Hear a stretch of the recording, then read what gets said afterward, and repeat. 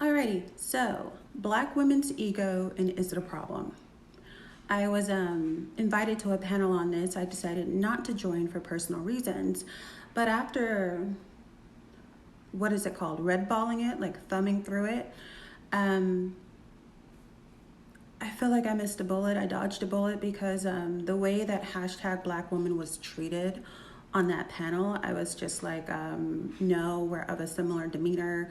However divergent our thought paths may or may not be. So I was just like, I'm glad I didn't go, because if they were going to disrespect such a respectable woman, then, I didn't have a chance. So I did want to touch on the topic though, because I did develop some thoughts before I realized I wasn't going to do the panel. So I wanted to start by, because I saw some of the things that this guy was saying was a problem.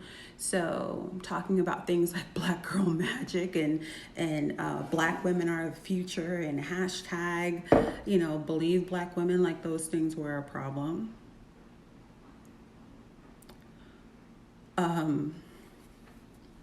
And I had this to say in response, right? Because we're talking about ego, we're talking about conceit, we're talking about doing the most and being arrogant, right?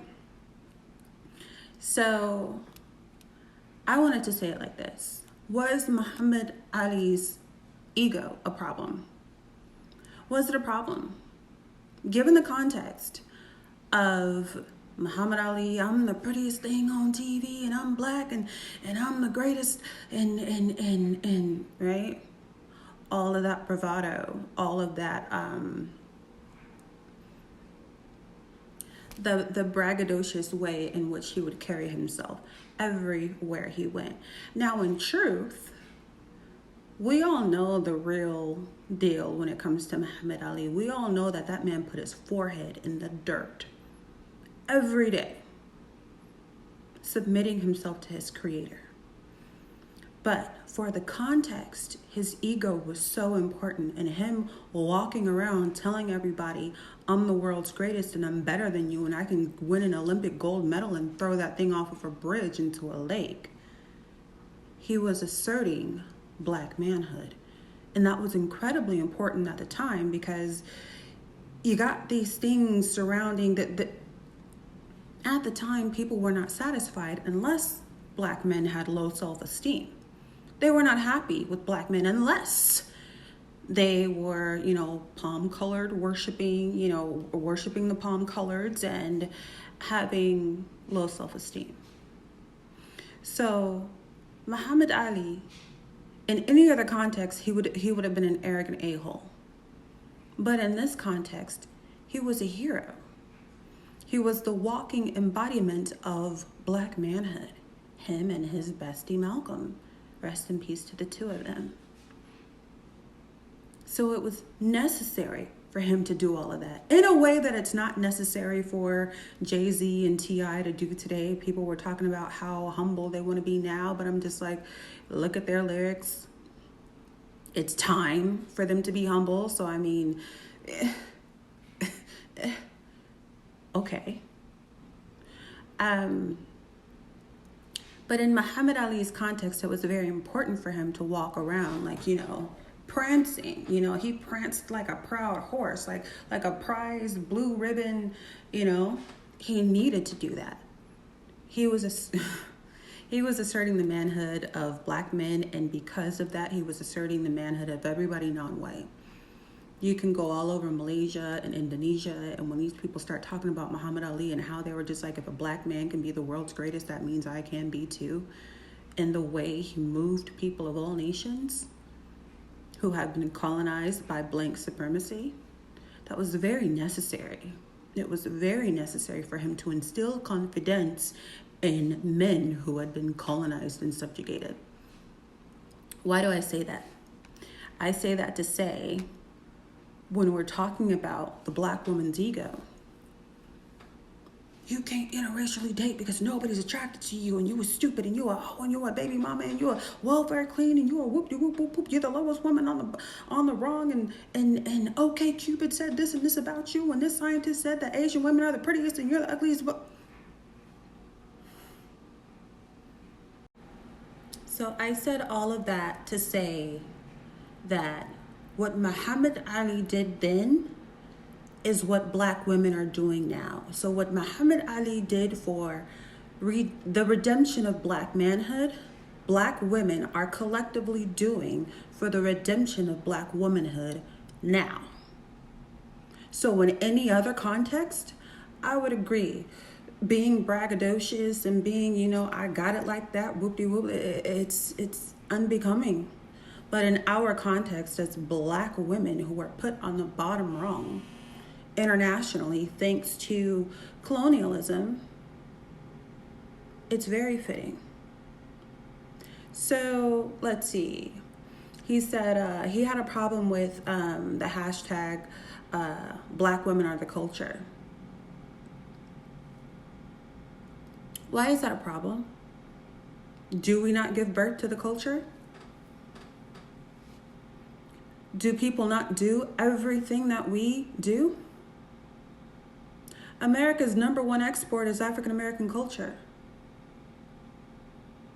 And I understand that men want to be so significant, but if you look at who are the gatekeepers of African American culture versus who sells the culture short, and I mean for a paltry price. Who ushered in Iggy Azalea while you're busy talking about how humble T.I. wants to be now? Bad Baby. All these raggedy period, that's not black women. That's that other gender. So we protect the culture while you sell it. I am my culture's keeper. So yeah, that would make me the culture. That would make my womb the birthplace of the culture. What's the problem? What's the problem with the hashtag? I don't get it. It's true. And not just for us, but I mean, let me not today. I was about to start talking about other communities that imitate black womanhood, and I don't feel like it. I don't feel like it right now.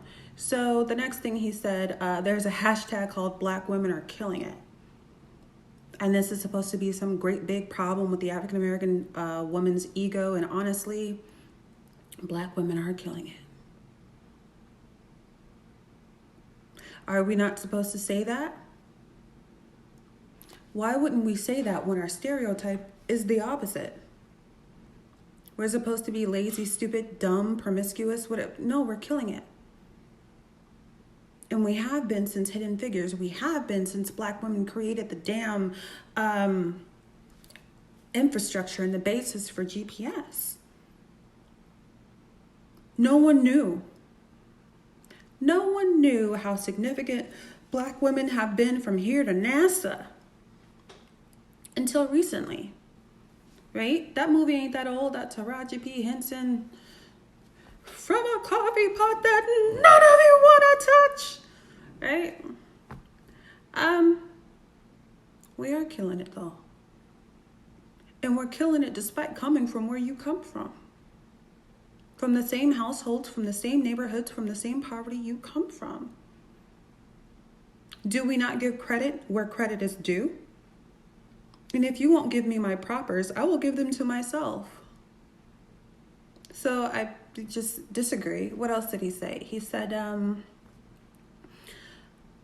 this is my talking point right here. Okay, so I said, and I want to be very, very clear. I am heavily influenced by the platform of Chrissy with. All right, I keep getting these notifications on my phone, so I'm going to repeat myself. I'm very heavily influenced by the platform of Chrissy with Divine Dark Skin. I think she's doing the work of God, and it is what it is. I'm heavily influenced by a couple of larger black women content creators because that's primarily, it's just primarily what I listen to. But what I was going to say as my speaking point is that what this man was calling ego, in reality, is corrective promotion for the black woman. And I got that idea of corrective promotion directly from Chrissy with her beautiful sound and self. Saying things like black is beautiful. Am I getting ahead of myself? No. Okay. So saying things like black is beautiful. Do you remember why we did that? In the 60s and 70s, do you remember why we did that? Because everything associated with black was ugly. Our hair, ugly. Our noses, ugly. Our bone structure, ugly. Our body types, ugly. Black bald, black mailed, black anything, telling a black lie. Everything associated with blackness was ugly and evil. Angel food cake is white and devil's food cake is black. So we had to take the word black back and say, hey, if we are black, then black is beautiful. The times necessitated what we said. So when people are not walking around saying white is beautiful and Asian is, it's because it's already considered beautiful. No one's beefing with it. So in the same way that back in the 60s and 70s, we said black is beautiful, we're saying believe black women because black women are not believed. We're saying, hashtag black women. We're saying, black girl magic and the culture is black women. Whoop-de-whoop-whoop-woo. It's a reclamation. It's a declaration of reclamation, and I probably just made it reclaim, but I can do that. He had a problem with, and I think this is alarming,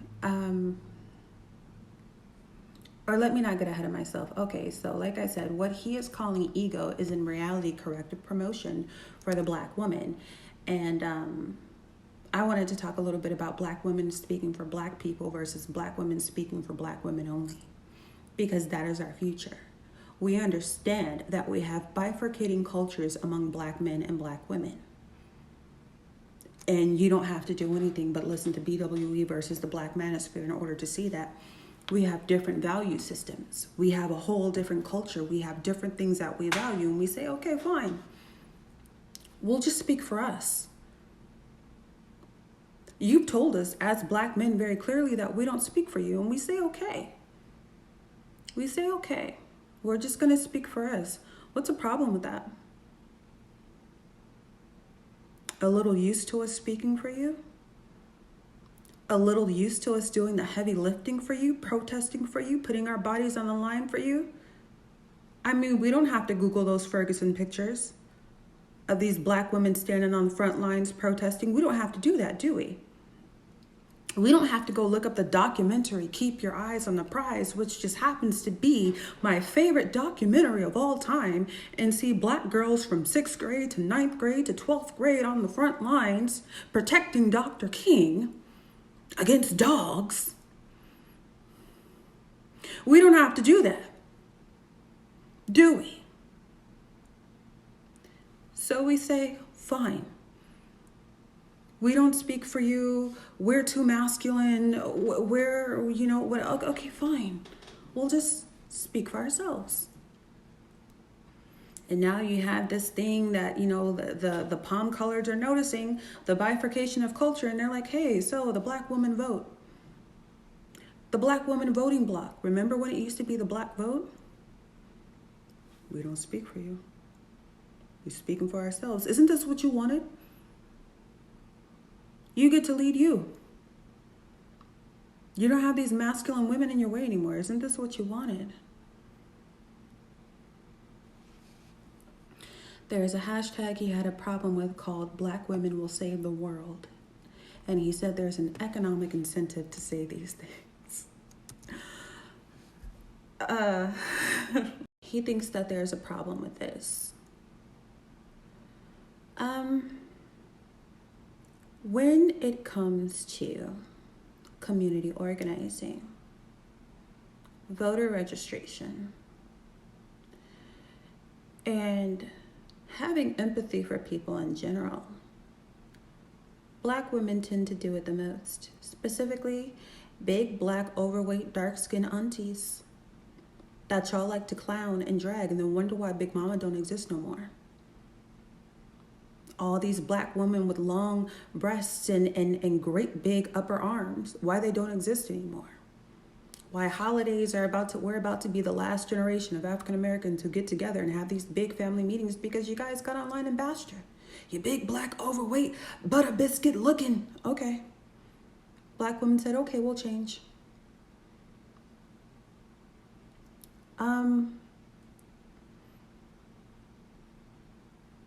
Saying that black women will save the world, I don't see how that's any different than saying,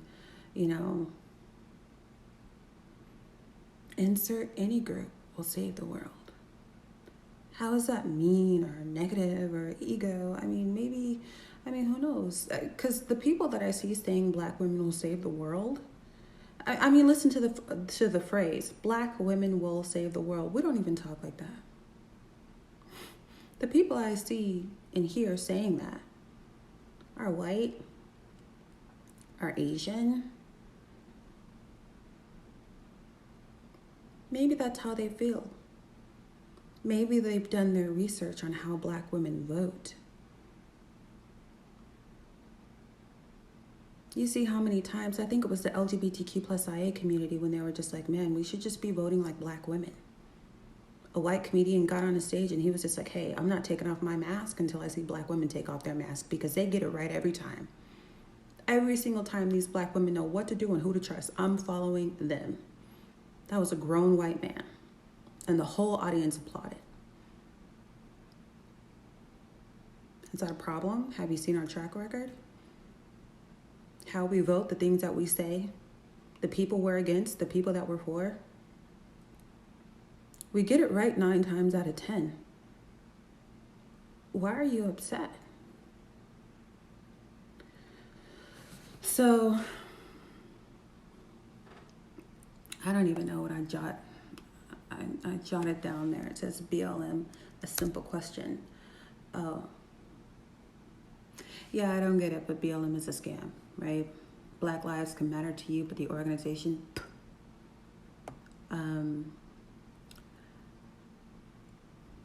what does that say? Black women politicians not married to black men.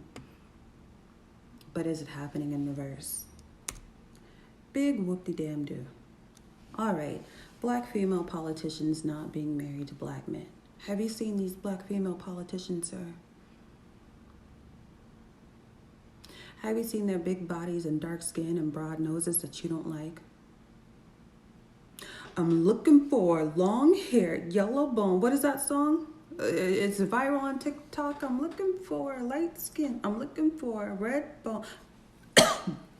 I don't know. I don't listen to music like that. But I saw some black men who were mad about Ketanji and her husband. And I'm like, look at Ketanji. Look at her. Is she any of you guys' preference? I'll wait. When you sit there and you think in your mind, all that time you were in 6th grade and middle school and 12th grade, did you ever see your dream girl in the image of Ketanji?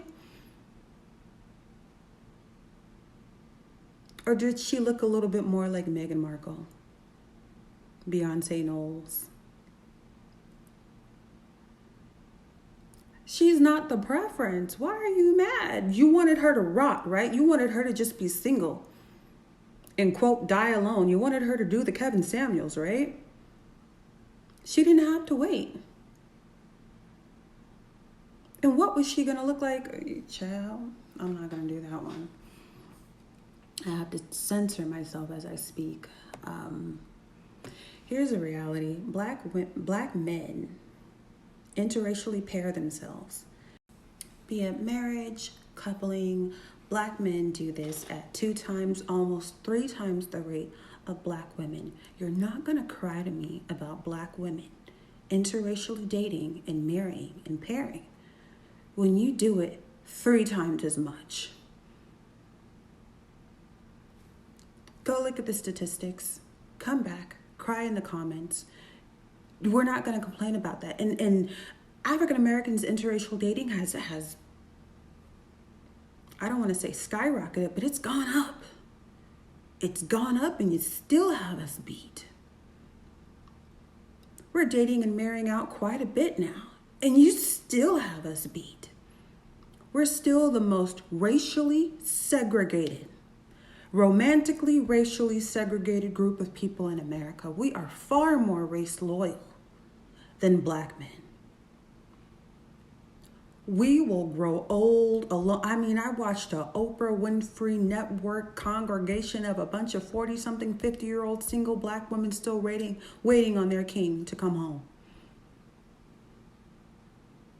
who had opportunity after opportunity after opportunity to be with a non-Black man, but they wanted to be with a Black man.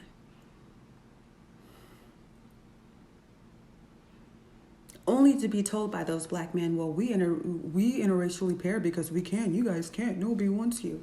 Let me tell you something. Black women are 6 or 7% of this country. 6 or 7.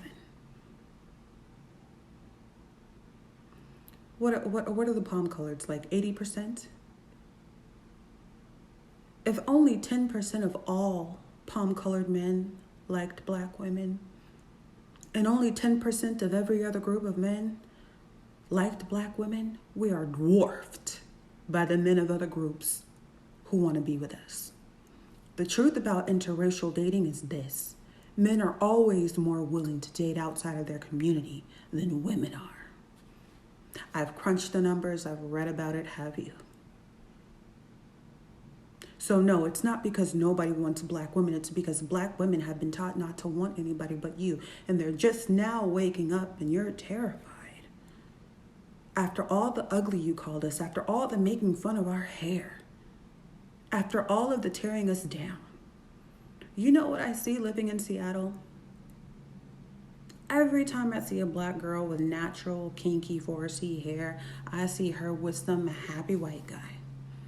And it's always a Black girl with the bust down and the blonde and the lace front and the sewing, who's with a brother.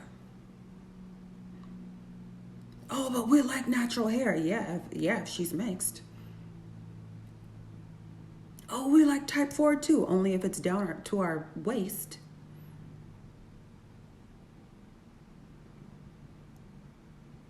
Black women have learned to move accordingly. We're not going to pester you about not being your preference. It's like, all right, it's fine. I get it. But bye. I get it. It's okay. I'm not going to protest, but bye. What's wrong with that? Nothing. All right, so what else did he bring up? He brought up Goldman Sachs giving money to Black women versus Black men. So I said, well, what happens? And then I put Kobe, period. Women bring it back to the hood. Do men.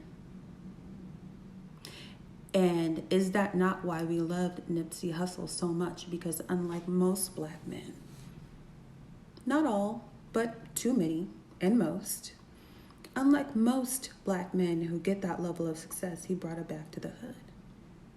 And that's why he was and is so revered. Because he did what not a lot of people did. Nipsey was a unicorn.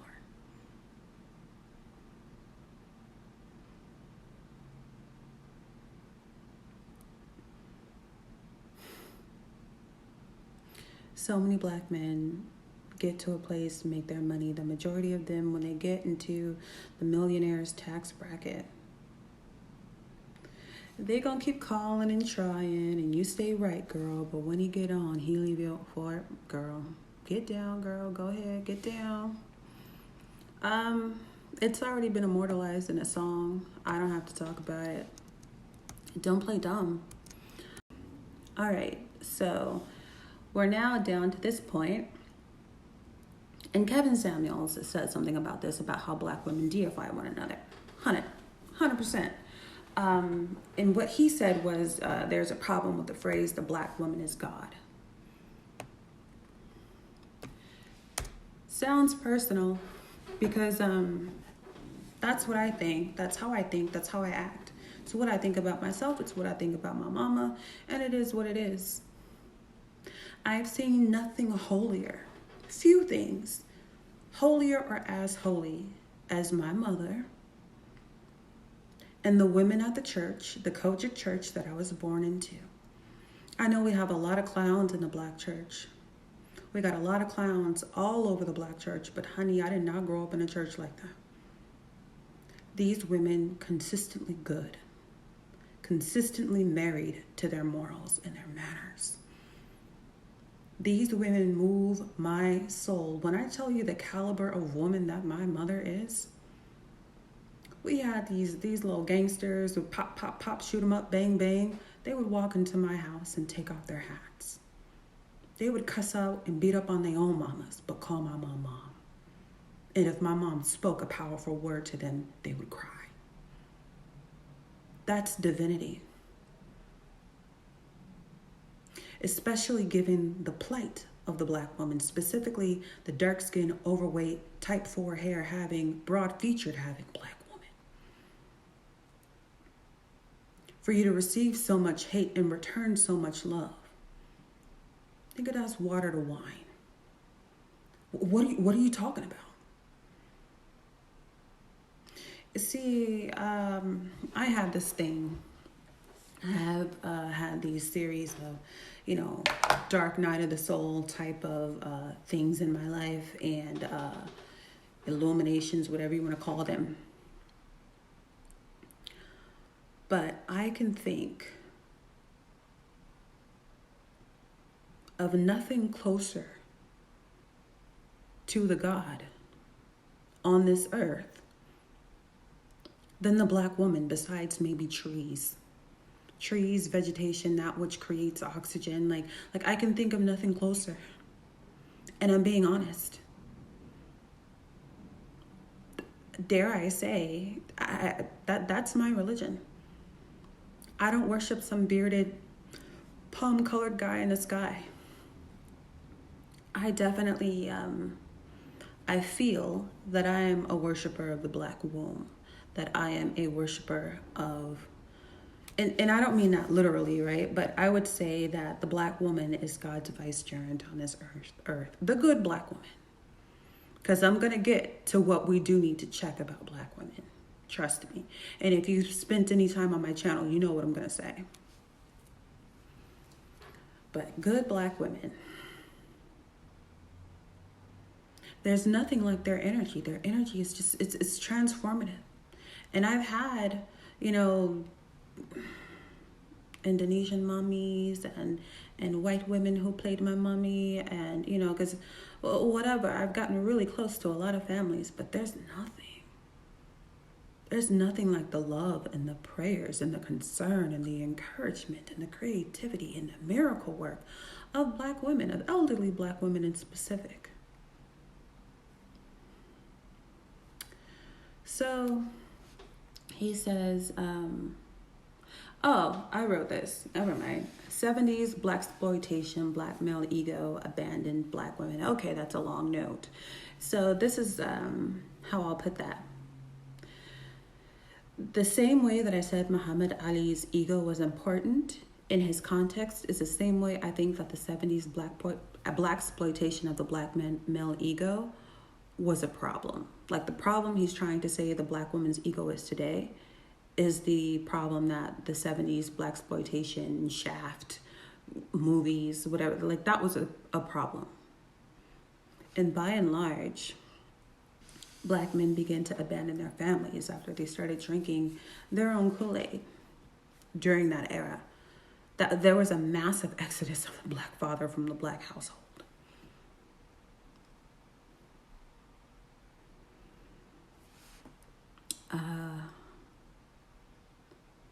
Is what black men have done not egoic. So I've skipped over that last note about, it says something about the black man's ego being audacious. But I skipped over that last note because this video is longer than I wanted to be, and I just wanted to say this. There are absolutely things about the black female ego that need to be checked.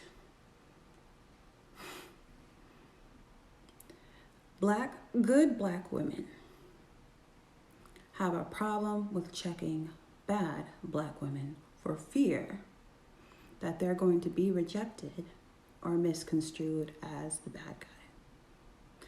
We have a severe problem among black women who are not willing to check each other.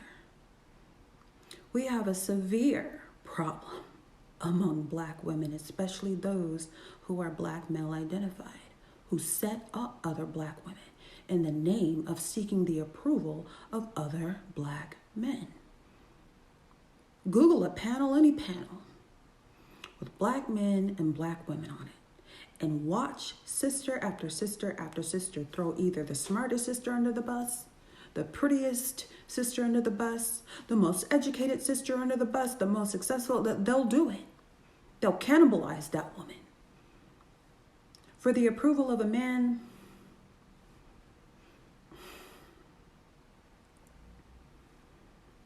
I'm trying to not go low with the insults. We've got a sisterhood problem.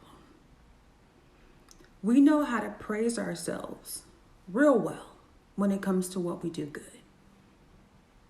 But when it comes to what we do bad, we pick our friendships and our families over our values. We complain a lot about narcissistic men, but we don't complain enough about the raggedy mother who created him in the absence of his father, who molded that man to be that way. I have listened to panels of women complain about pick-me's, and I'm like, but you're a pick-me though. Talking about, this person wants to climb Mammy Mountain. You mean the way you used to lead the hike?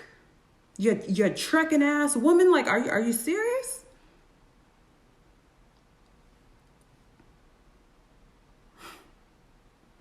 There is some seriously toxic motherhood among black women, especially in their relationships between themselves. Well, no, let me not say that. I was about to say especially between their relationships between themselves and their sons. But no, I think their relationship with the daughter is worse. So many black women, I don't want no girls. I don't run away no girl. I want boys.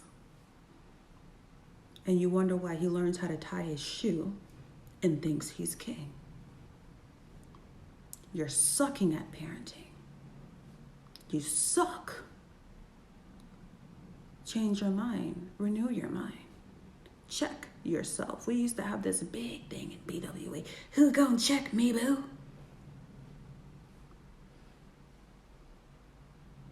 They stole that ish from Sheree. Have you seen Sheree? She by Shein. She by who can't afford the chateau. She by who was paired with a guy who destroyed his family for a girl who can't spell and can barely talk. Who gonna check me, boo? Okay. Karma, time itself, the people you victimized, that monstrosity of a son that you created, I think he's gonna check you. That criminal that you hide from the law, while he's part of the 5.5 and you want to complain about it online, meanwhile in your real life, you see, there's a number of things black women can check about themselves, but none of the things that you said are the problem. Black girl magic isn't the problem. Black boy joy is not the problem. We endorse criminality. Even among the educated blacks, con men do very well in the black community.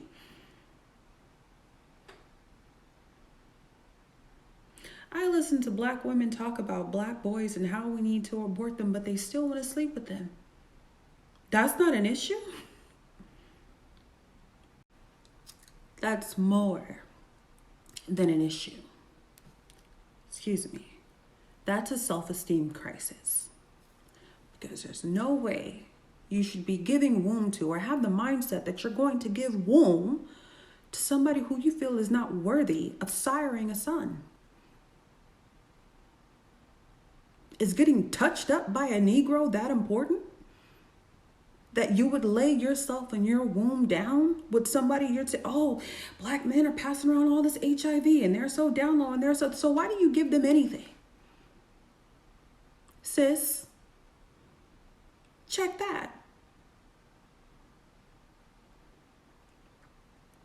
I don't know if the black woman's ego needs to be checked or if her low self-esteem needs to be checked.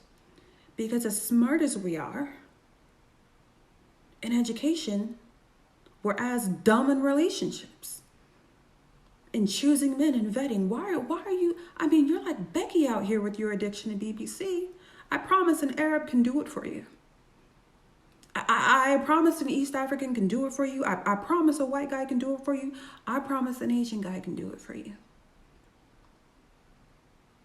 You'd be surprised.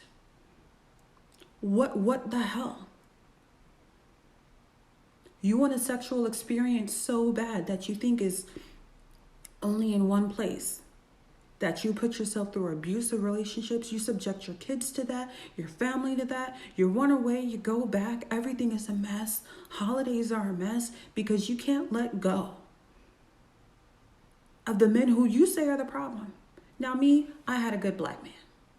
I had a great black man. I had a unicorn of a black man. Which is why I didn't do the panel, because he passed away around this time last year. But there is no way. There is no way.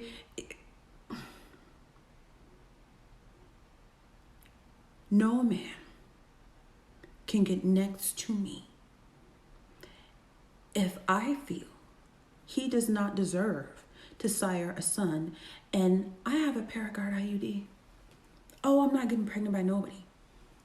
I buried my child and I'm not going to bury another one.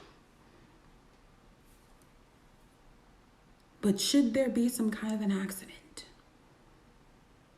I need to be able to look at you and say, we need more of you anyway. We need more of you anyway. And unlike the women who I think are problematic, I don't have that as much as I'm proud of Mr. Uppity African-American manhood. I'm not beholden to a black man.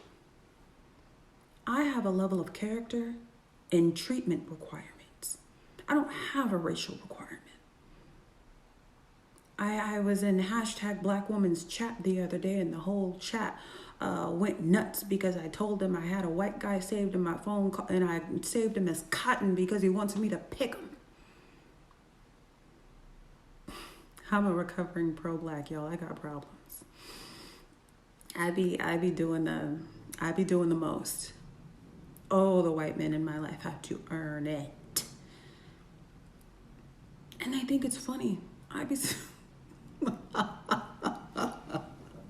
And here's the deal. I haven't touched a man since Mr. Uppity passed away. Oh, it's abstinence. And I can be abstinence for years at a time. I didn't sleep with anybody a year before I met him. And it's been a year since I've lost him and I haven't touched anybody. Self-control. Self-control. If you really want the good, you gotta work for that. You gotta burn for that. You gotta delay your gratification for that. We got problems. Sure. But everything you named, black girl magic, black women, that's not one of them. You didn't name one of them. You're in the business of humbling black women, and it's not a good business. It's not a good business. We humble our best and our brightest, and it's wrong. And that's why we don't grow.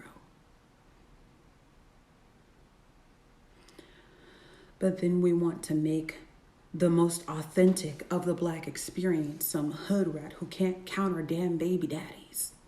And we don't want to slut shame her and shame the things that ought to be shamed.